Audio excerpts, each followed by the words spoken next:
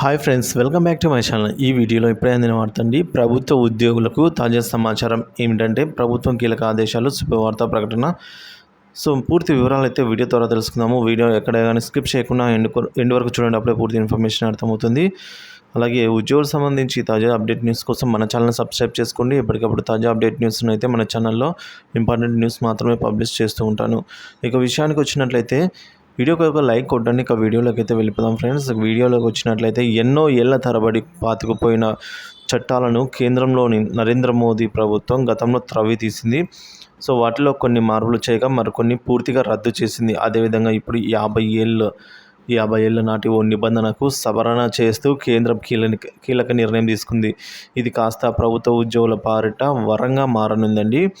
ఇది ప్రభుత్వ ఉద్యోగులకు అయితే శుభవార్త అని చెప్పుకోవచ్చు. అదేంటంటే సరోగసి ద్వారా బిడ్డలకు జన్మనిచ్చిన మహిళా ప్రభుత్వ ఉద్యోగులకు కేంద్రం వెసులుబాటు కల్పించింది. 180 రోజుల వరకు కూడా ప్రసూతి సెలవులు తీసుకునేందుకు అవకాశం ఇచ్చింది.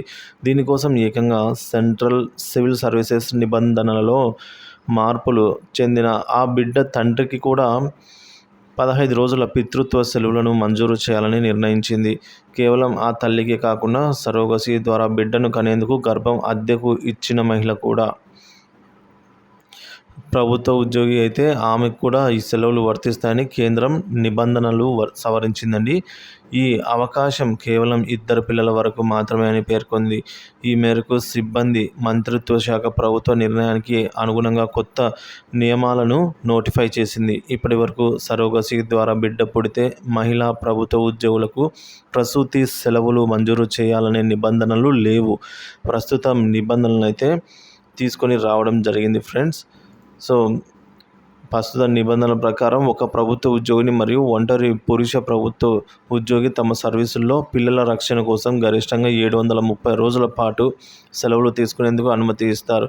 విద్య, అనారోగ్యం లాంటి పలు కారణాల ద్వారా వీటిని పొందవచ్చు. ఇప్పుడు కేంద్రం కొత్తగా ఈ రూల్స్ని అయితే ప్రవేశపెట్టింది. ఇది వరకు ఉండేవి కాదు. ఇది ఒక గుడ్ న్యూస్ అని చెప్పుకోవచ్చు.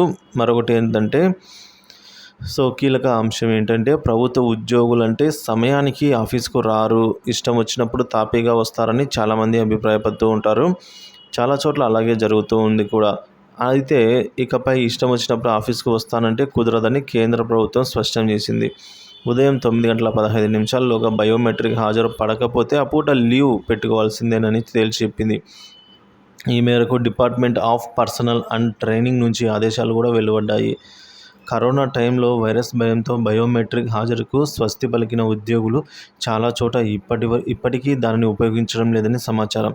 హాజరు కోసం గతంలో లాగే రిజిస్టర్ నిర్వహిస్తున్నారని, దీంతో ఎంత లేటుగా వచ్చినా ఇన్ టైంలో వచ్చినట్టు అందులో నమోదు చేసుకునే దానికి అవకాశం ఉంటుందని ఆరోపణలు వినిపిస్తున్నాయి. ఈ క్రమంలోనే కేంద్రం తాజాగా ఆదేశాలు జారీ చేసింది. బయోమెట్రిక్ హాజరు తప్పనిసరి చేస్తూ ఏదైనా కారణం వల్ల ఆలస్యం జరిగే అవకాశం ఉందనుకుంటే ముందుగానే పై అధికారికి సమాచారం ఇచ్చి ఆ పూట క్యాజువల్ లీవ్ కోసం దరఖాస్తు చేసుకోవాలని సూచించింది. అదేవిధంగా సాయంత్రం 5:30 తర్వాత అవుట్ పంచ్ పడాలి అని కూడా స్పష్టం చేసింది. ఈ మధ్యలో ముందుగానే ఇంటికి వెళ్ళిపోయినా లేదా లేట్గా వచ్చినా కూడా ఆ పూట సెలవు కింద అయితే పరిగణిస్తారు ఫ్రెండ్స్. ఇవి ఇప్పటి వరకు ఉన్న ఉద్యోగులకు సంబంధించి తాజా సమాచారం friends. Thank you for watching this video.